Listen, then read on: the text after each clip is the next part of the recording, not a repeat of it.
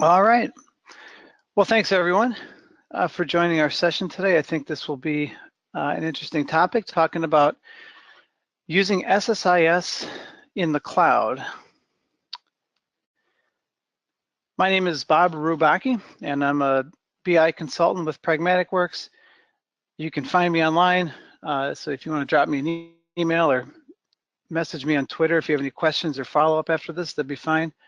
I do anticipate putting a blog post about this webinar up on my blog, so that'll probably be up there in a couple days, so you can check that out when the time has come. Quick overview of what we're going to talk about today. We're going to talk about SSIS in the cloud, and first of all, what it is and how it works. So we'll spend a lot of time on that up front. We'll talk then about some prereqs that you need as far as software and installation and some other things that you just need to be aware of as you get started with using SSIS in the cloud. And then we'll spend the last part of our time together doing a demo. So I'm going to walk through how we actually set up excuse me, SSIS in the cloud, and we'll deploy some packages, and we'll execute some packages from SSIS in the cloud. So we do a fair number of webinars on different Azure topics, and we certainly cover the Azure SQL database. And I want to begin today by going back to last March, and I gave a talk about Azure SQL database. And the premise of it was that one of the limitations of it is that SQL agent is not available, and one of the big things we use SQL agent for is SSIS, right? So we like SSIS, we use it all over the place. But it just was not there. And my last point on that slide from last spring was that you could consider using Azure Data Factory. Now, so some of you have used Azure Data Factory, so you understand what it is and what it is not. It's a great tool. It's very powerful. It gets you integrated with a lot of cloud-based data sources, but it's just not SSIS. If you are using SSIS and if you want to convert to Data Factory, it's really just not the same thing. And so that's fine. That was last March. Now in September of last year, during the Ignite conference, which I was in Orlando, there were a lot of product announcements coming out of that conference. And this one kind of caught my eye. This was just on the Microsoft website or a blog site. And the headline says that something about these new capabilities of the Azure Data Factory. So on the surface, this is not all that exciting to me, kind of still waiting for SSIS, but as you read this article, there's this blurb in there, and it says that with the new preview of the new Azure Data Factory, that we will be able to execute SSIS packages, which was pretty exciting news for people using SSIS and want to migrate to the cloud. Up until this point, for a lot of people, not having SSIS available on the cloud platform is kind of a roadblock to doing a full cloud deployment. There was always that need with SSIS to either run it on a VM or still run it on premise, but it still required a server, so we weren't able to take full advantage of the the platform as a service.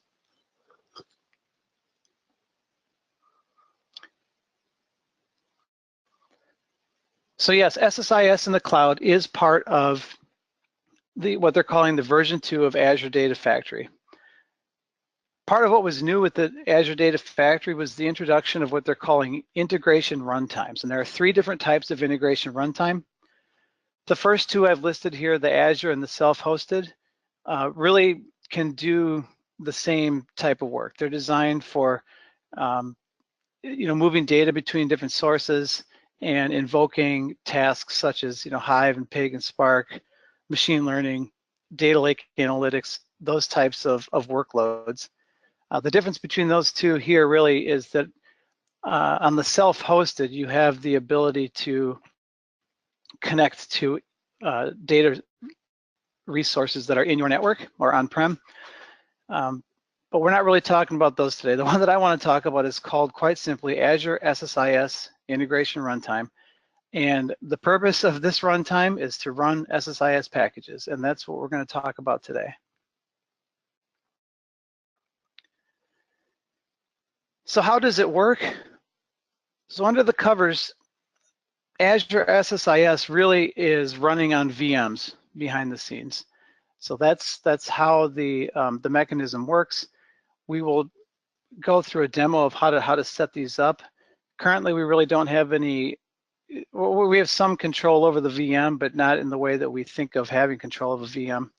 And I'll show what that means in a little bit. But that's really how the platform works, is it's running on virtual machines. We do need to create the SSIS catalog. So thinking about prereqs a little bit, if you want to use SSIS in the cloud, you do need to have a logical SQL server configured, because when we set up the data factory, the SSIS integration runtime, it's going to create that SSIS catalog out in Azure SQL DB.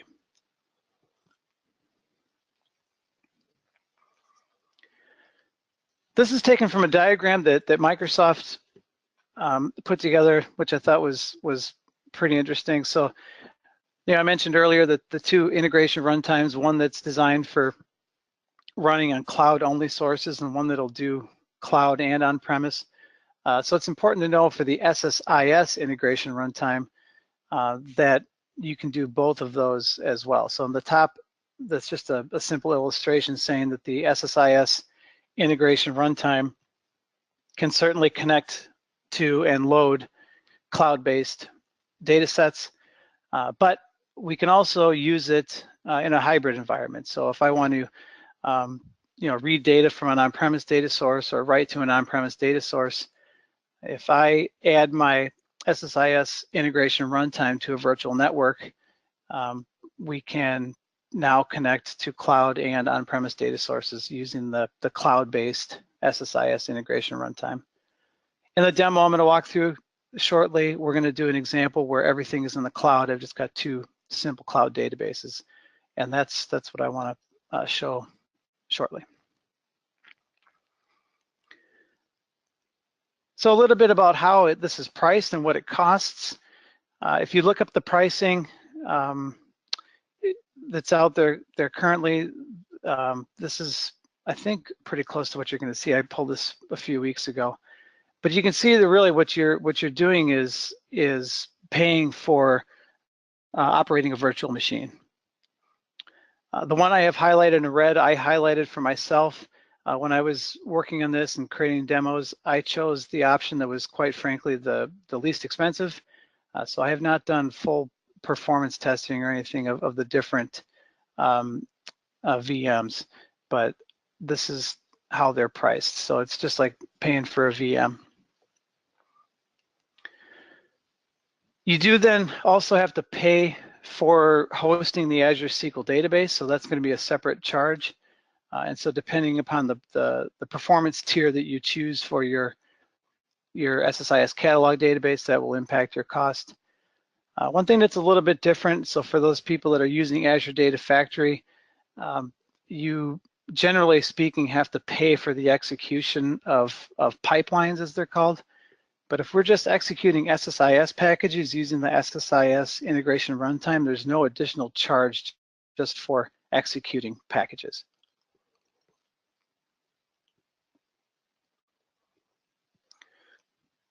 So I mentioned what you're really doing when you're setting up the SSIS integration runtime is provisioning a set of VMs. But when it appears in your billing statement, you can see that it appears as a separate SSIS runtime and not just billing for a VM. So that'll, if you're looking at your bill, this one will stand out sufficiently for you so you know what you're paying for. A couple of really nice things about using the SSIS integration runtime in the cloud is we have some opportunities to manage the resources.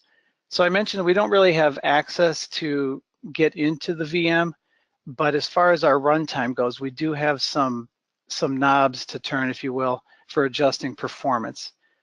So the first few items I've listed there, we have the ability to scale up and scale down, and that's really done by choosing a different, it's called node size is the parameter name, and I'll walk through shortly how we can set that. But when you're setting up your SSIS integration runtime, you need to choose a node size, which corresponds to one of those VMs that I showed on the pricing. So if you're seeing slow performance, one thing you may want to look at is switching over to using a different node type. We can also scale out right now, and I should have mentioned earlier, but the Azure Data Factory version 2 is still in preview. And in the preview right now, we have a maximum of scaling out to 10 nodes. And what that means is that when you're executing your SSIS packages, it will run on one of up to 10 nodes. I'm going to walk through an example of how we can set that node count and then what it looks like when package execution is spread across nodes. But that's something that's new with the runtime. There's also another control. It's kind of a mouthful, but it's called the max parallel executions per node. And in the preview currently, we can have a maximum of 8. But this is something else that we can adjust if we want to, test performance of our SSIS system. Another tool that we have for adjusting performance is the performance tier of the SSIS catalog. So I'll show you in the example that I've put together. I use the basic tier, which quite frankly was the least expensive. But whenever we're reading the packages out of the SSIS catalog, or we're logging execution to the catalog, those operations are going to be impacted performance-wise by the service tier of the SSIS catalog. So this is kind of an interesting thing that we don't really have in the on-prem, but it's probably less of a concern. But at any rate, this is an adjustment that we can make with the cloud version of SSIS. Another feature that we have as far as management is the ability to stop the runtime engine. And we stop that runtime engine, that's essentially turning off that VM. And when that VM is turned off, we're not being billed for the time any longer. So that's a way that we can manage our cost with the SSIS runtime, excuse me.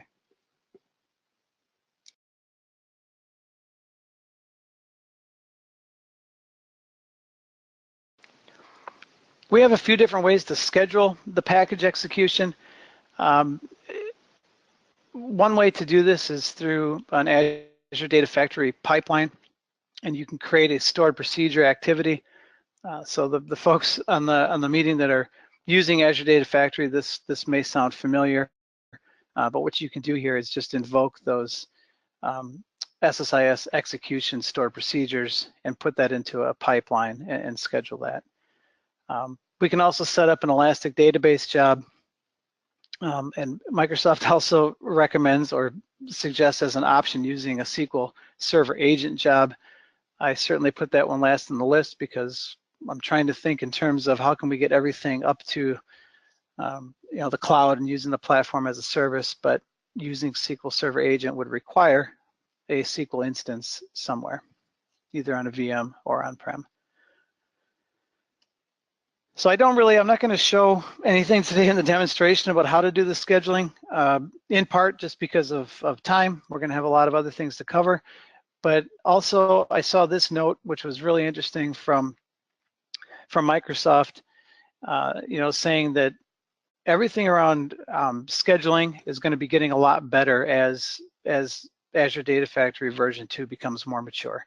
So I'm going to kind of be patient and wait for some different interfaces for that. I think that there's going to be some things coming where there'll be some more options to the user interface for scheduling and things like that. So I just didn't dive deep into that for today.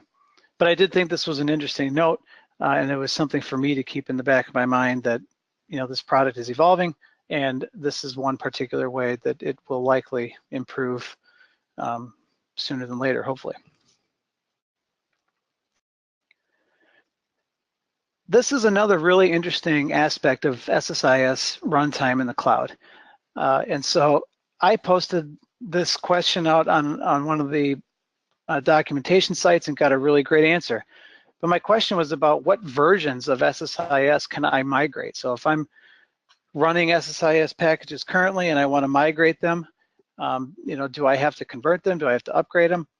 And the short answer is no, which this was quite surprising, quite frankly. But if you have any packages built on 2008 or later, when they are deployed out to the SSIS integration runtime, part of that deployment process includes an upgrade. So I haven't done a lot of testing with that. I mean, there will be some limitations as far as how well your packages upgrade, similar to what you may have seen in the past when upgrading from on-premise versions. There's certain things that you may have to change. But the good news is that all of the versions are supported, so you don't have to upgrade them to the most recent and then deploy. That all happens automatically, and I think I've got a demonstration of what that looks like in the end. So I think that's a really neat feature of the runtime and something that's important to point out.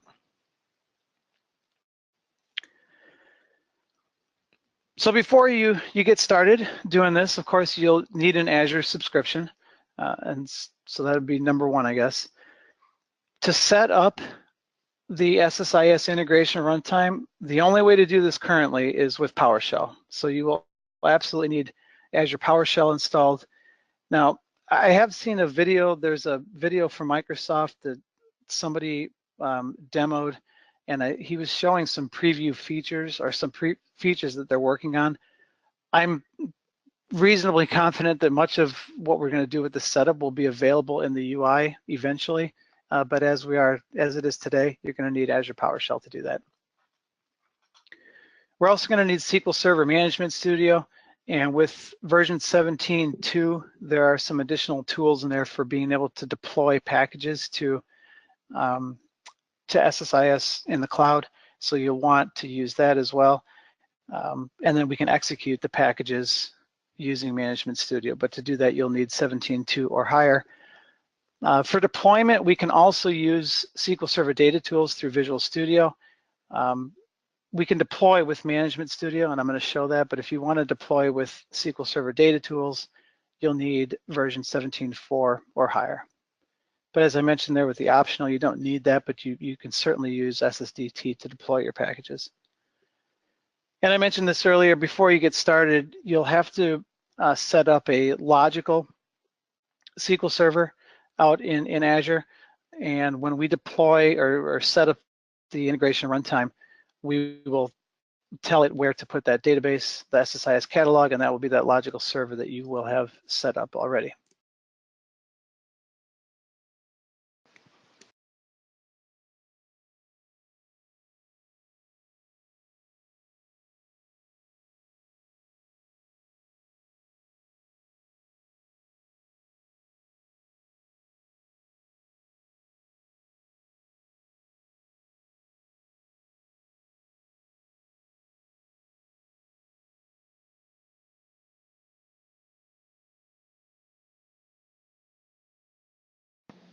Bob?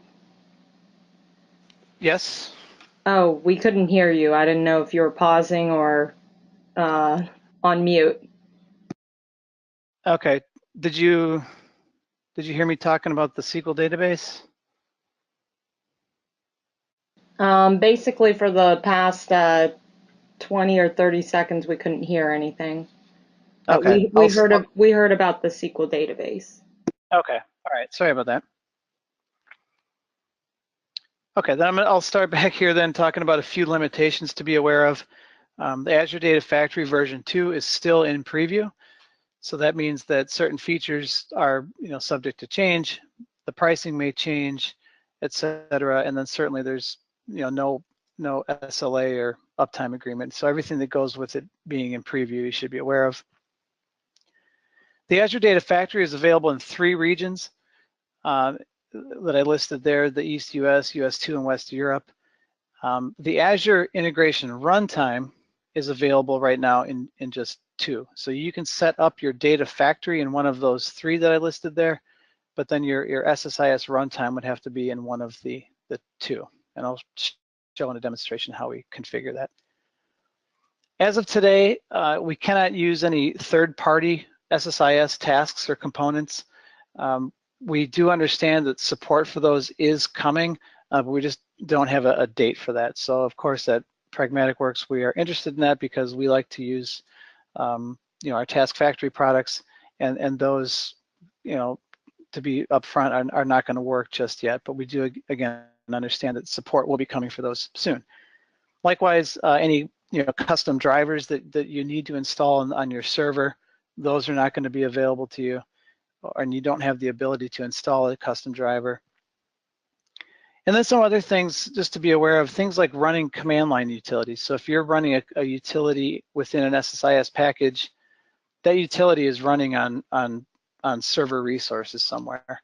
And as we don't have access to the server, to the virtual machine, doing things like running command line utilities from your packages is not going to work either. All right, so let's get into doing a demonstration. We will start the demonstration by, I'm going to show you how to actually create the SSIS runtime and how to start it up. And then we will deploy some packages out to the cloud, and then we'll execute them. And I'll show you a little bit about how we can manage some of those performance adjustments, the nodes and the VM size and all that. And then I've just got a quick script to show you how to shut that down, which again will save us a little bit of money. Now, one more slide I wanted to show, and this is something I ran into a while back, and I just wanted to share it with everybody. I was trying to deploy packages, so I was working and the deployment was working great, and then one day I came back and the deployment was not working, and when I deployed, I got this message here saying there is no active worker agent. And what that really meant is that my integration runtime was turned off. And so this is just a reminder. If you run into this error message, there's a real good chance that you're getting it because you have not turned on your runtime.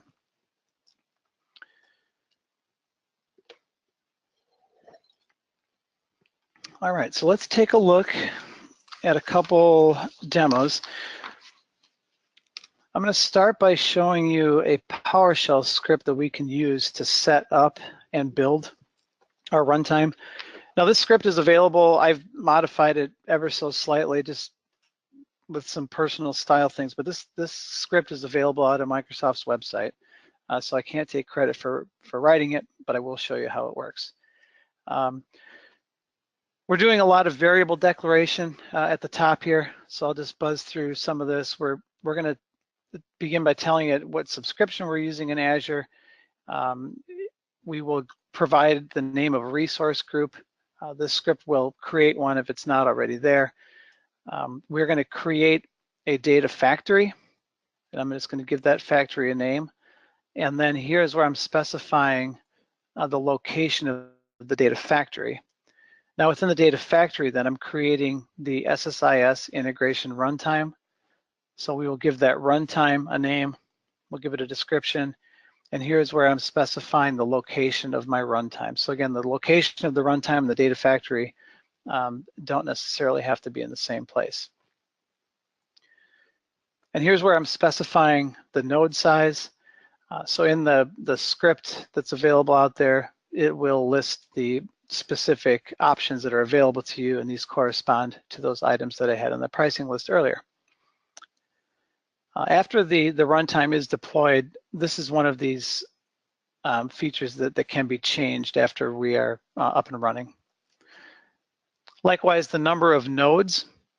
So in the preview, it's important to understand that we can only provision up to 10 of them. And so when we're executing packages, this will help with that scale out, right? So this is a way where we can spread our workload across multiple servers. And again, this is something that can be changed after everything is set up and running. And then the last one here is the number of parallel executions per node. And this is a way just to kind of control parallelism, as the name would suggest. The next few things here are related to my SSIS database. This is where we're going to deploy the catalog. So I've provided the name of my server. I'm giving you my username and password here. And then this is where I'm setting up the pricing tier of my SSIS catalog. So on mine, I set it to standard. I think when I actually deployed it's basic, but anyway, you can set that to what you want that to be. And then after that's deployed, if you want to change your pricing tier of that database, you can do that. And now this is where this actually gets more specific to the Azure SSIS runtime. So here I'm just logging in, selecting my subscription.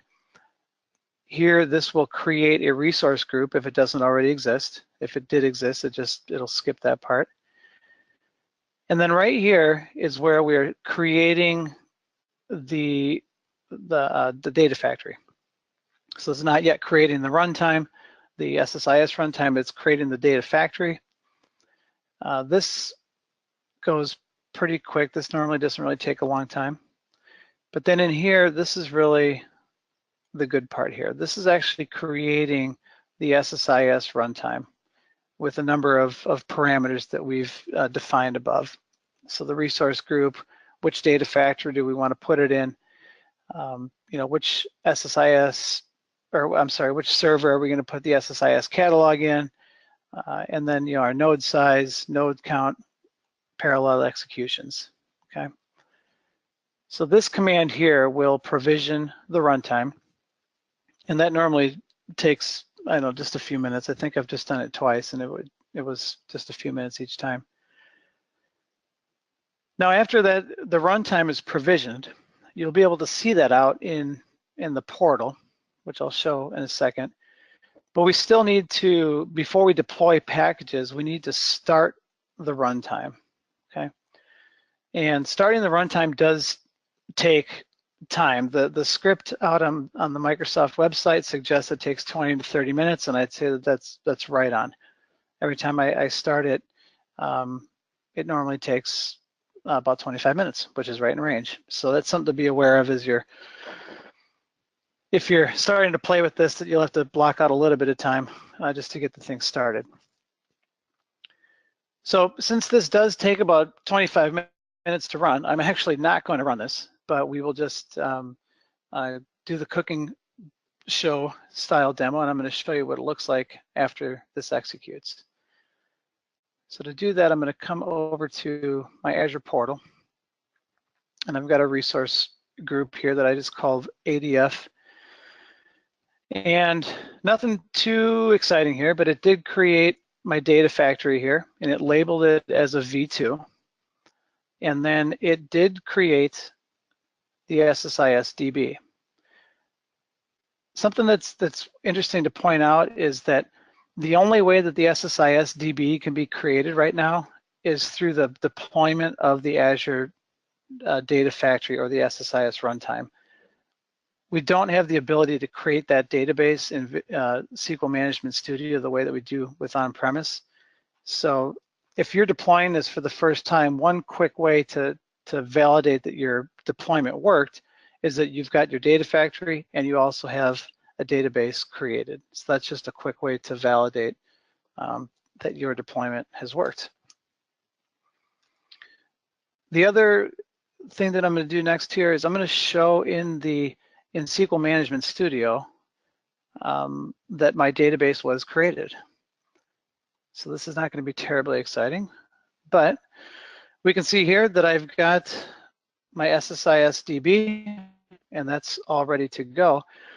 But what we don't see here is that folder that we are used to seeing called SSIS catalogs. We don't have that. This took me a little while to figure out, but it is documented online. But if I wanted to see that folder and more of the interface for deploying the catalogs or the packages, I need to make a choice when I connect out here, and I'm just going to provide my password.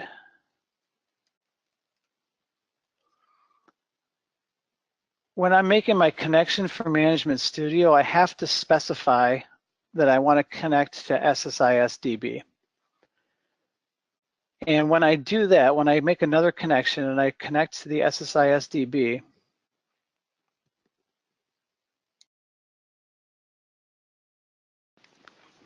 we see now that we have this choice for the integration services catalogs.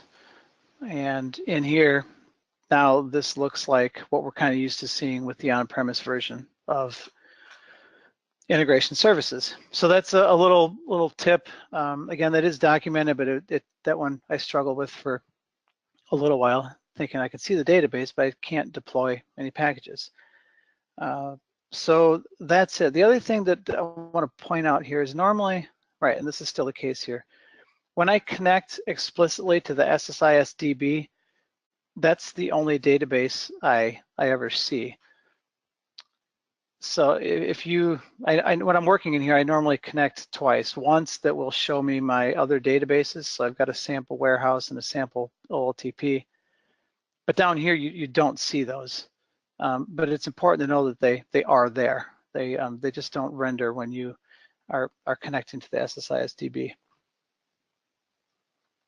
Okay.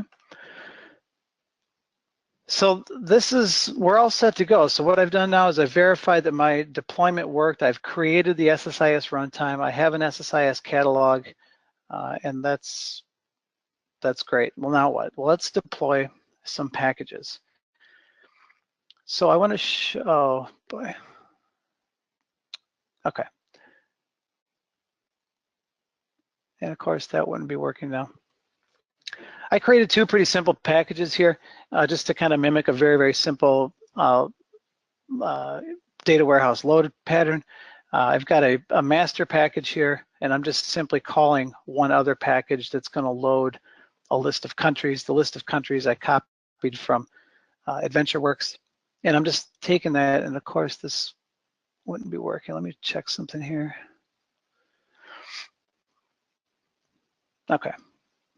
So in here, I've just got a simple package that's going to truncate a stage table, and then it's going to use a data flow task to pull some records from my OLTP and put it into a staging database, okay? So I just wanted to show you that that's what that looks like. And I am ready to deploy. Now, I mentioned in my talk that you can deploy from SQL Server Data Tools if you're using the most recent version. But what I'm going to do right now is I'm just going to deploy from SQL Management Studio. So to do that, I'm just going to expand this, and I will right-click. This, yeah, I recall struggling with this too. You create the folder, and I don't have an option here to do an import, so I put another folder below it, and now I have this option here if I right-click to deploy a project, which is what I'm going to do right now. So I will deploy, and that's going to invoke this wizard. And we'll just hit next here. So some of this is going to start looking a little bit different than what we might be used to. I'm going to choose project deployment right now, and I'm going to browse out to my deployment file, which is in my Visual Studio folder structure. Excuse me. Now, when it flashed for a second, but it was doing some validation. That's something that happens with the latest version of Management Studio. It's going to validate the packages against the latest version of SSIS that's being used out in the cloud. Now, this is something that if you've ever used this wizard, you'll notice something different here is that it's prompting me for a server name, which is not unusual. But now I have a choice about the authentication type. Normally, we're always using Windows authentication when we're deploying to a server, but now I've got these other authentication options. And I'm going to choose SQL Server authentication because that's how I have mine set up. I don't have Active Directory set up. So I'll provide my information there, and I'm going to hit connect, and that's great. I'm going to just put this into a separate demo project just so we can isolate and just verify that what I'm doing in the demonstration is working. So, and this is just reviewing my selections, which is fine, and I'll hit deploy, and it's pushing my packages up to Azure.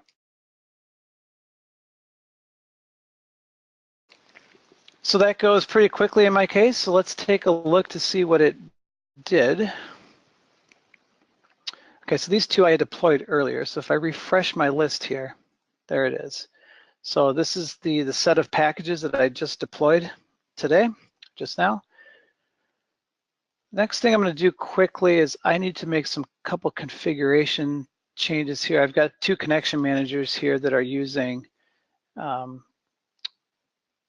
password, so I just need to put that in here.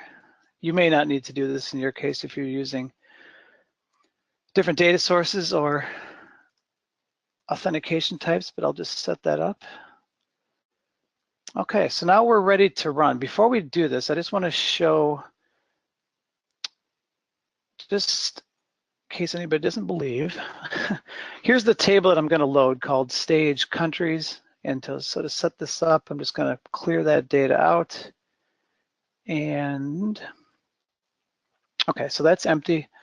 And what I'm going to be doing is just taking data from this table here that I have in a sample database. So it's 190 records of countries. Again, I just got this from AdventureWorks. And we are ready to execute. So what I will do is just right-click my master package, and I'll execute this.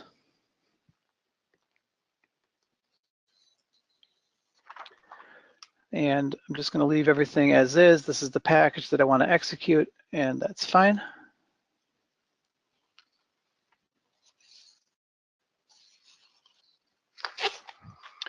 And I'm just going to, I don't want to do this, but we do have the similar options with this version of SSIS that we do with the on-prem, so the execution reporting, etc. But what I want to do is I've just put together a little bit of a log table that should help us monitor this here. And over, yes. So I've got this log table here.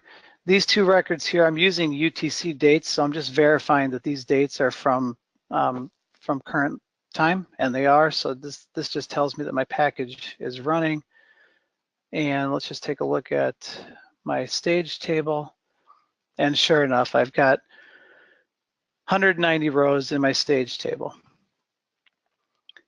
Now, this is a log table that I put together just using a simple store procedure to capture some information. So one thing I wanted to point out, well, a couple things I wanted to point out. I'm capturing a few pieces of information from the package execution. So the first thing I want to point out is the product version.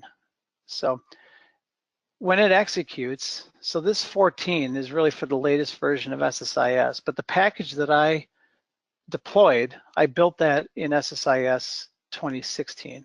And so it actually upgraded that package, and this is just telling me that it's running on a newer version now.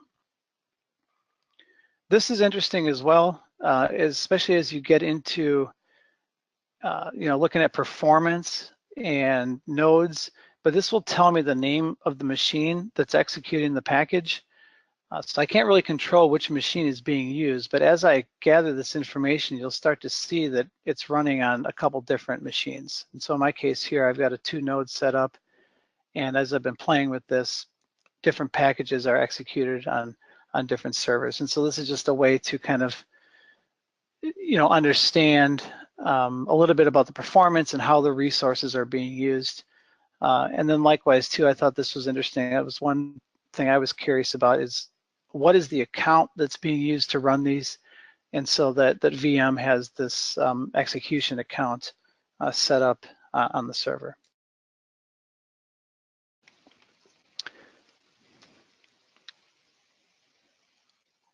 I will demonstrate, I want to show you what the, just quickly, I created these same set of packages. I did them twice. I mean, I just copied them, but one version is, I built it in SQL Server 2016, and one version I switched and just did it in 14. And so I just want to show how that looks when we deploy that. I'll just do a quick rebuild here. And that succeeded, so that's fine. So I'm going to come back over here and I'm going to run through the deployment. I'm just going to do this quickly. And now, yeah, next, that's fine. Browse to my 2014 project.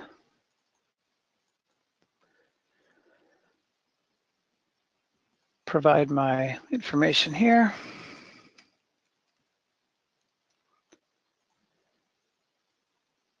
Yep, and then I'll just, again, put it in a demo project. Okay. So the goal of this demonstration is for it to be very anticlimactic, and that it's going to look very similar to what we did before, and that not much has changed. So I'm going to just do a quick refresh there, and I can see that my 2014 project has been deployed. Again, I just need to provide a couple passwords here for my connections.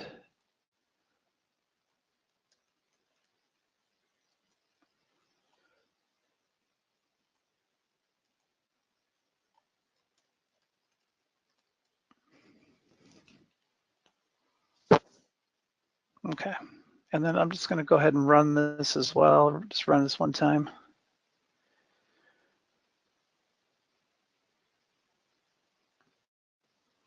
Okay, so I've got my package selected. I'll go ahead and run that. So again, this package is doing the exact same thing as the other one, but this one was built with SSIS 2014, and I've just deployed that out to the SSIS runtime in the cloud. And similar to what I had done earlier, let's take a look at my log table.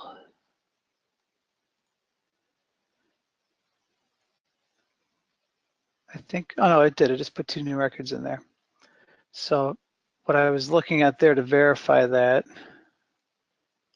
is this here. So these are the ones I ran a few minutes ago at 1641, and then these 2 ran here at 46.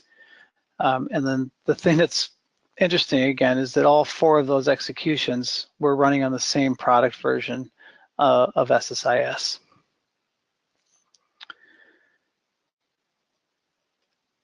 So that's about it for deploying. I mean, the deployment it can be pretty simple. Again, my packages are very simple. So if you're using some more, like I have not tested anything with script tasks or script components, but those sometimes have issues with upgrading. But if they're all compatible, doing that upgrade is just something that happens automatically. Just quickly to close, I want to show a couple of scripts. These are just some examples of, excuse me.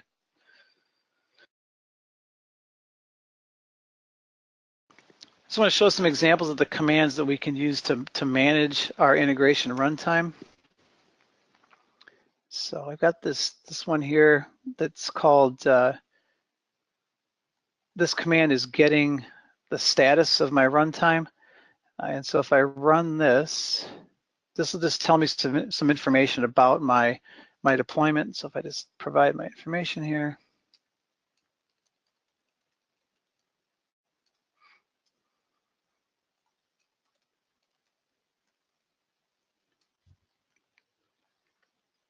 And this one really just normally takes a second to run, so we'll let that go. And there it is. So this will just tell me a little bit about what nodes have been created. So here I've got 2 nodes set up. This is the location of it. These are the size of my nodes. So if I ever want to look at that information, that's some of how I would do that. Now, if I want to change any of those parameters, so I mentioned earlier, we have the ability to adjust some of this. And I have this one here that is called scale.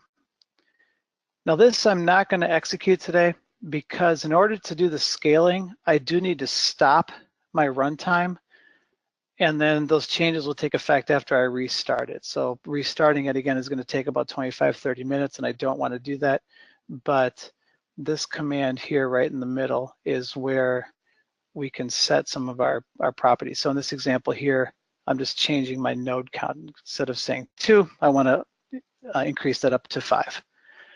And so this is just, again, an example of a script that we can use to manage the resources of our integration runtime. The last one I'll show very quickly is the stopping. So this is something I keep handy, and I'll run this as soon as this demo is over, but I can stop my runtime. And again, this is just going to save me some billing charges. That was everything that I wanted to touch on in the demo today. Erica, I'm available to take questions if there are any. All right, well, let me go ahead and open up the chat panel here. If you have any questions for Bob, just feel free to enter in your question and we'll get to those. All right, so Morgan is asking, how do you set up via the portal? So setting up the portal, yeah. So if you have a subscription, I mean, the portal will just be available to you. So if I go out to Azure.com, and I'm already logged in, and so if I have logged into Azure, I'll just have this portal available to me. And so if I choose that, this will just bring me out to the portal, and here I can. Well, it's going to show me all of the resources that I've deployed, but that's how you get to that. And then there's this edit option here where I can, they've got a whole bunch of widgets and things like that that I can put on that opening dashboard to kind of help me start navigating my Azure resources. Okay. I see a lot of questions are coming in right now. All right. Do we have access to the SSIS configuration file? And where is that located? The answer to that would be no. As far as the file, I'm going to be a little rusty on that. Generally speaking, now I've used the configuration after deploying to the catalog, and that was what I showed here. So this would kind of be analogous to using the configuration file, but no, we do not have access to that file. If you're using configuration files, I'm trying to answer this correctly because I know that if you're using 2008, that's really kind of your best option for configuration. But if you're using 2012 going forward, I would suggest using project deployment. That way you can take advantage of this type of deployment that configuration that I just showed here. So I can change things like connection strings, and it's all managed on that database rather than through a configuration file.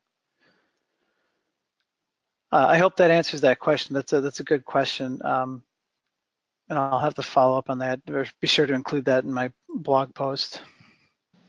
Okay, next question here. Can you deploy packages from Visual Studio 2017 instead of ISPAC files, ISPAC files to Azure? Yep, the answer is 100% absolutely yes. And I'll just show you quickly how to do that. Now, of course, under the covers, it's still using that ISPAC file, and I'm just, for completeness here, I'll do a rebuild.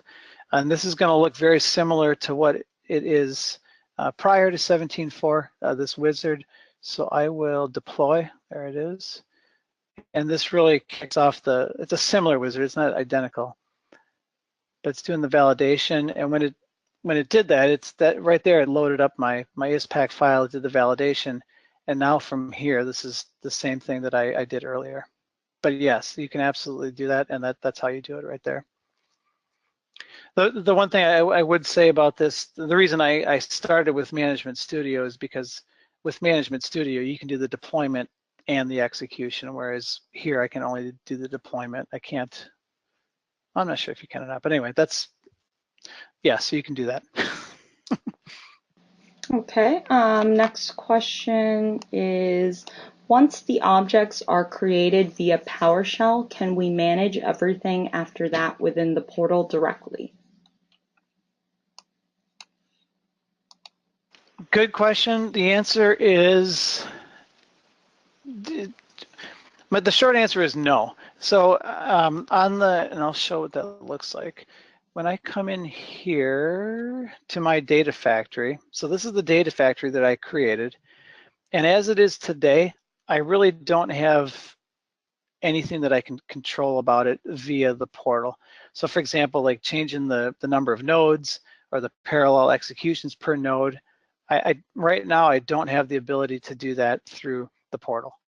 The one thing that I can do is I can change the pricing tier of my database. So if I go up to this resource group and browse over to my database, my SSIS DB, I can change the performance tier of my database through here. But everything else with the data factory, no, that's not available. That's something that I understand is coming. I believe that they are working on a UI to do a lot of that. You know, certainly creating that runtime through the portal. But as of right now, no, doing PowerShell is the only way to do that. Okay, next question. Can we set the batch size for data flow step in Azure, and how is this done? The batch size, so I think that that's something that you could do just in your package itself, regardless of where we're running it.